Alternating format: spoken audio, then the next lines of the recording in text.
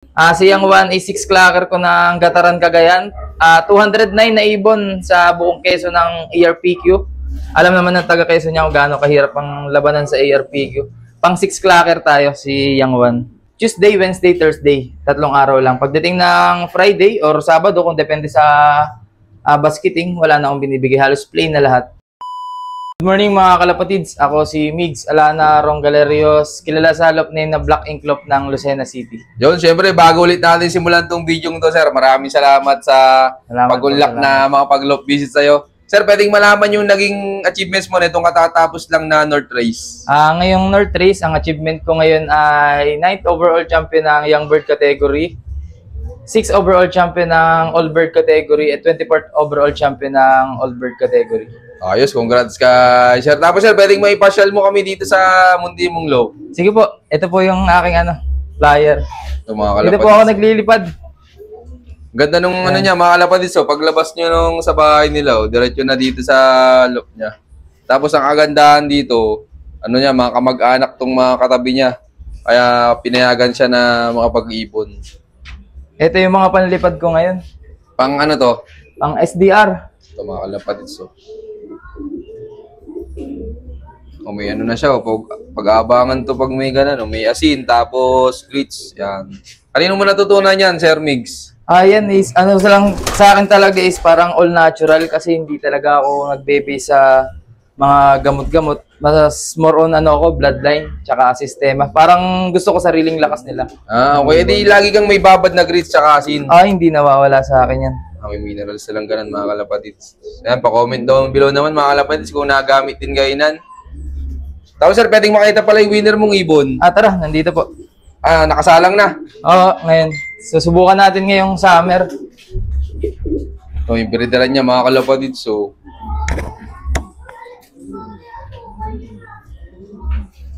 yan, ito yung winner niya, mga kalapatids. Ito po, mga kalapatids, si Yang Juan. 6 overall champion ng All Bird. 9th overall champion ng Young Bird, 2 times pulling winner. 6 clocker ng Gataran Cagayan. Ito, mga kalapatids. So, di nagkahirap pa ngayon ng Gataran. Sobra, sir. 209 na ibon. Nagpakla kami is 11 lang. Sobrang hirap ng North ngayon. Tibay nito, mga kalapatids. So, anong bloodline nito, Sir Migs? Ang bloodline po nito is George Cartus ni Sir Blackwater Loop. Mga direct niya kay Sir David Jan. Tapos, ang hen nito is Jan A. Arden ni Gerald Abadilla. Bali, ito ay kapatid sa nanay nung first overall champion ng Spartan ni Gerald Abadilla. Ito, mga kalapatids. Ang gandang ibon naman eh. Kamusta pala yan, sir, nung kinakarera mo simula ng first lap derby? First lap is yun nga, nanalo tayo ng pooling nito. First lap. Second lap, panalo ulit ng pooling. Matuling Ang sinimulan kong ibon kasi ngayong North is 3 lang. Tapos yung 3 yun is maganda naging performance. Tapos ay yung 2 natira sa akin hanggang dulo. Yung 2 naman is kagandahan is pares nag-overall. Maganda naging pesto. Tapos mga kalapatids, nung third lap namin is nagkapartihan na. Parang ang ibon na nagkapartihan nun is 7. Sayang ako, kinapos ako kasi papartisahan yung isa nating winner. Partihan saan yun, sir? Sa All Bird Superset, si Stella 2.0.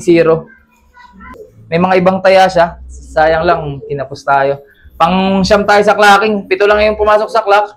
Magkasabay yung halos yung ibon namin ni Tan Brothers. Pang-8 siya, pang-siyam ako. Sayang. Anong speed nun sa'yo, sir?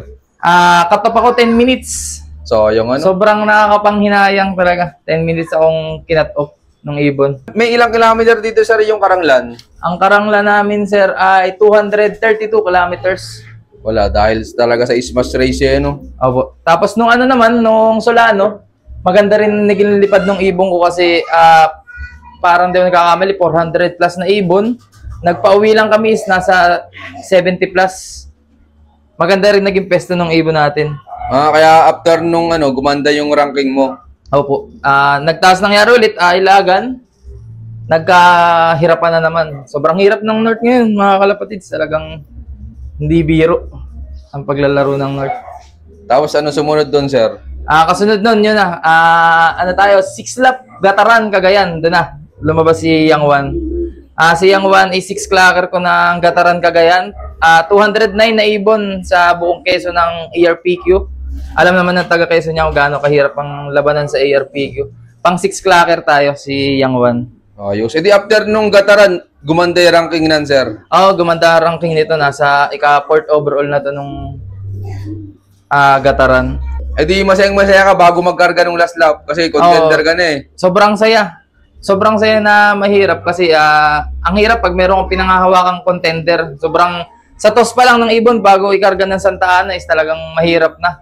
Meron kang pangangamba. Hindi naman aksidente, no? Hindi naman pwedeng hindi tayo magtotos.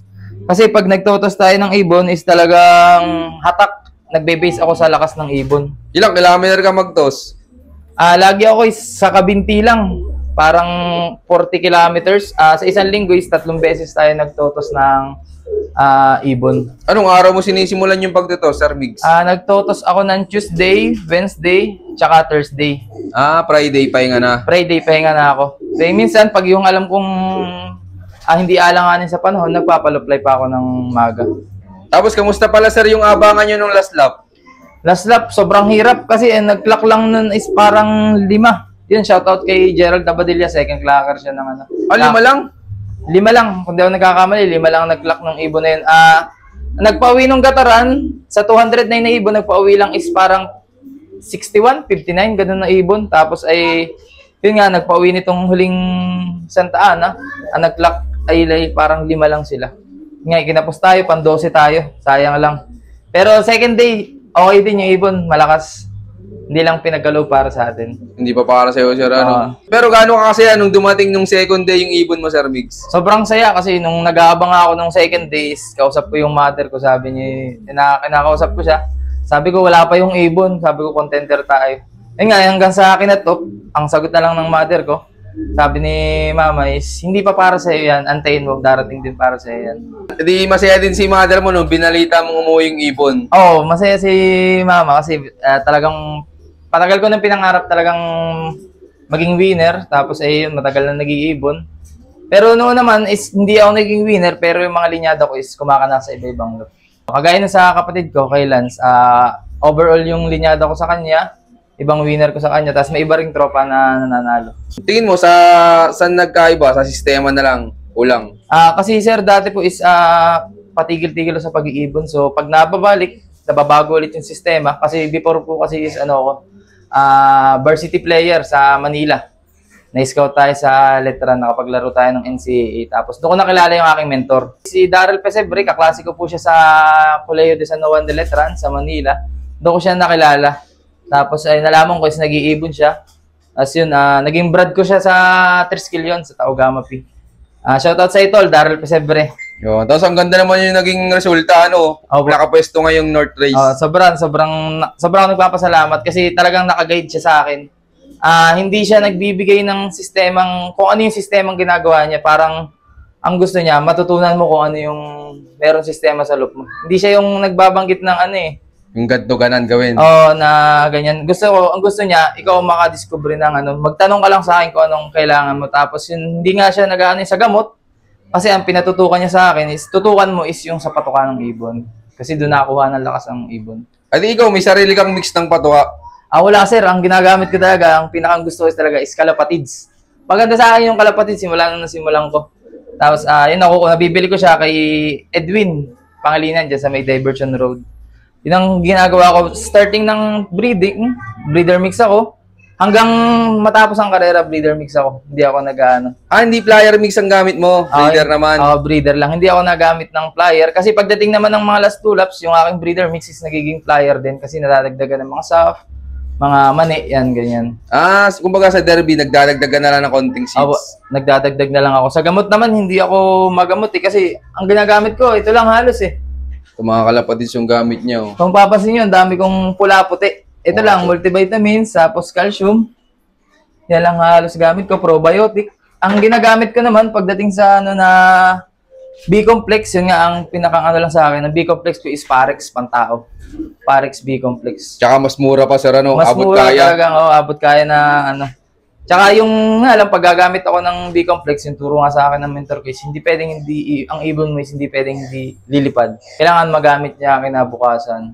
Hindi ka mismo sa araw ng loading nagbibigay? Hindi po. Ang gamitan ko lang ng gamot is Tuesday, Wednesday, Thursday. 3 araw lang. Pagdating ng Friday or Sabado, kung depende sa basketing, wala na akong binibigay. Halos plain na lahat. Tapos ngayon, okay naman mga kalapatids, nakapisa tayo ngayong North Ngayon meron tayong overall. Ayun ngayon, dalawa natin. Ito yung overall natin. Si Yang Wan, tsaka po si Maria Stella 2.0. Yan, congrats kay Sir Migs. Tapos ikaw pala, Sir Migs, anong man ka nag-pre-breed ng pang-norte mo?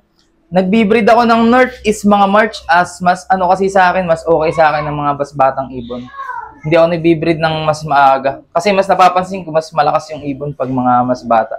Oh, umbaga mas gusto mo palang medyo bata yung panlaro mo. Bata yung panlipat ko. Kasi yung loop ko naman is magkakasama ang babae at lalaki. So nagiging maaga sila mag-matured. Kaya walang problema ang pag-ano. Sa molting naman is okay naman yung molting.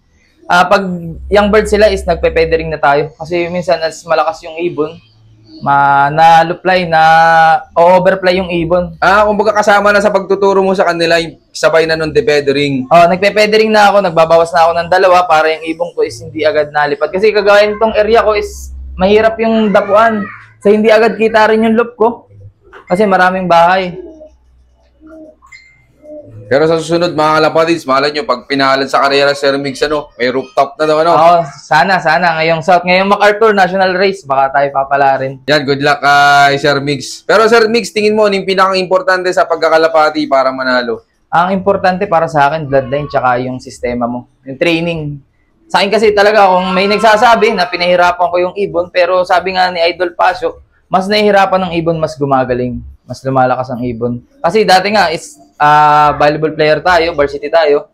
Mas nahihirapan kami, mas lalo kaming gumagaling. Ganoon din sa ibon ko. Kagaya ngayon, hindi ako road training pa. Ang target ko kasi kailangan ng ibon ko is 1 hour raging. Talagang kung makailang pabalik-balik sila dito sa loob, malilipad, lalayo. Ganun ang ginagawa ko. Hindi ako nag-road training ng ibon ko is hindi talaga hatak na hatak. Kasi kung mapalayo man, may panlaban tayo, nakakalipad ng matagal. Yun, maraming salamat, Sir Migs. Pero Sir Migs, tingin mo, gaano kasaya sa pagkakalapati? Iba ang saya. Pagdating sa pag-iibon, talagang pag inuwian ka, sobrang saya.